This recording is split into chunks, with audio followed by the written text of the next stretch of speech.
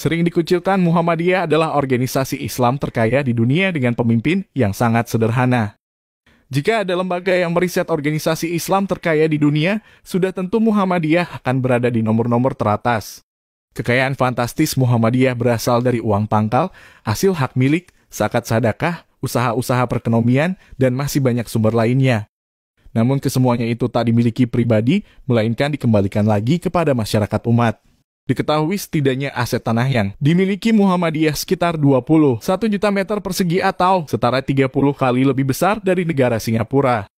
Di atasnya berdiri sekurangnya 19.951 sekolah, 13.000 masjid dan musola, 765 bank perkreditan rakyat syariah, 635 panti asuhan, 457 rumah sakit dan klinik, 437 baitul mal, 176 universitas dan 102 pondok pesantren.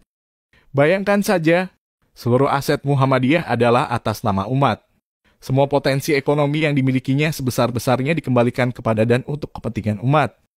Tercatat ada lebih dari 25 juta warga Muhammadiyah yang mendapatkan manfaat dari semua amal usaha itu. Bahkan lebih luas lagi, persyarikatan ini melayani seluas-luasnya masyarakat Indonesia.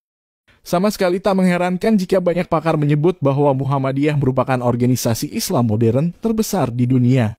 Manajemen organisasi ini dikerjakan secara rapi, terdokumentasi dengan baik, dikelola secara transparan, dengan visi yang progresif, berkemajuan. Muhammadiyah kerap menerima pujian dan penghargaan dari berbagai institusi terkemuka dunia. Mentalitas kaya. Kekayaan Muhammadiyah tak muncul seketika. Seluruh aset, amal usaha, dan bakti nyata Muhammadiyah merupakan kerja panjang selama 108 tahun. Mentalitas yang dibentuk di organisasi ini adalah mental agni yang orang kaya, mental memberi, spirit al-maun yang membebaskan sekaligus memberdayakan. Diperkuat oleh doktrin Kiai Ahmad Dahlan yang mengatakan, hidup-hidupilah Muhammadiyah, jangan mencari hidup di Muhammadiyah.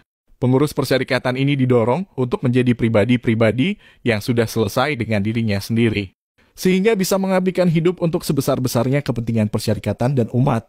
Posisi ini pula yang secara kolektif ingin diperlihatkan Muhammadiyah sebagai organisasi. Muhammadiyah tidak ingin menempatkan tangan di bawah dengan selalu berharap pada program atau bantuan pemerintah. Sebaliknya, Muhammadiyah selalu bertanya apa yang bisa diberikan dan dibantu oleh Muhammadiyah untuk pemerintah, apalagi masyarakat Indonesia. Saat pemerintah membuat program BPJS Kesehatan sebagai bentuk jaminan kesehatan bagi masyarakat, misalnya, Muhammadiyah rela menalangi dulu sejumlah pembiayaan untuk dibayar belakangan klaimnya.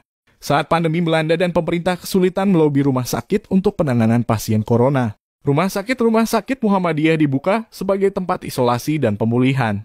Belum lagi rasisme yang mengkonsolidasi miliaran dana sebagai bentuk jaring pengaman sosial selama pandemi. Lihat juga ratusan ribu lapangan pekerjaan yang dibuka oleh ribuan amal usaha Muhammadiyah. Jutaan pelajar dan mahasiswa, serta puluhan juta alumni lulusan sekolah dan perguruan Muhammadiyah yang kini menggerakkan roda-roda peradaban negeri. Dalam satu abad lebih kiprahnya, dengan mentalitas kaya ini, Muhammadiyah terus berusaha memberi yang terbaik untuk negeri. Muhammadiyah serius menjadi pemain utama dalam mewujudkan Indonesia sebagai baldatun thoribatun warabun ghafur, panggung eksistensi. Berangkat dari data dan fakta itu, jelas Muhammadiyah tak kekurangan panggung untuk menunjukkan eksistensinya. Jauh di belakang hari Muhammadiyah sudah selesai pada soal besar-besaran jumlah pengikut. Adu kuat dan adu keras dalam berteriak. Apalagi turun ke jalan-jalan untuk mencari panggung eksistensi. Muhammadiyah tidak membutuhkan jalanan sebagai panggung untuk menunjukkan diri. Panggung Muhammadiyah adalah puluhan ribu sekolah, di sana anak-anak bangsa dicerdaskan dan dicerahkan. Ratusan perguruan tinggi, di sana para akademisi dan intelektual Muhammadiyah merancang peradaban. Lalu di ribuan masjid, ratusan rumah sakit, dan amal usaha lainnya, kader-kader Muhammadiyah berkiprah memberi bakti yang terbaik untuk negeri. Itulah cara Muhammadiyah mencintai Indonesia, mencerahkan dunia. Dengan tidak terjun langsung ke dalam politik, apakah artinya kiprah Muhammadiyah menjadi less political? Tentu tidak. Muhammadiyah memang tidak mengerjakan politik yang bersifat permukaan, Muhammadiyah melakukan kerja politik peradaban. Muhammadiyah tidak menerapkan politik gincu, tetapi mengoperasikan politik garam. Sejak berdirinya republik ini, Muhammadiyah ikut menentukan bulat dan lonjong negeri ini. Dengan spirit Islam berkemajuan sebagai pijakannya Islam yang memberi dampak nyata bagi umat, bangsa, bahkan dunia. Itulah panggung eksistensi Muhammadiyah selama ini. 18 November 1912, Ahmad Dahlan. Muda mungkin belum tahu bahwa Muhammadiyah yang didirikannya akan sebesar seperti hari ini. Namun, karena visi besar yang diturunkannya menjadi kerja-kerja kecil yang nyata. Kadina doktrin hidup-hidupilah Muhammadiyah bukan hanya kata-kata belaka. 111 tahun kemudian kini Muhammadiyah menjelma menjadi organisasi Islam terkaya di dunia.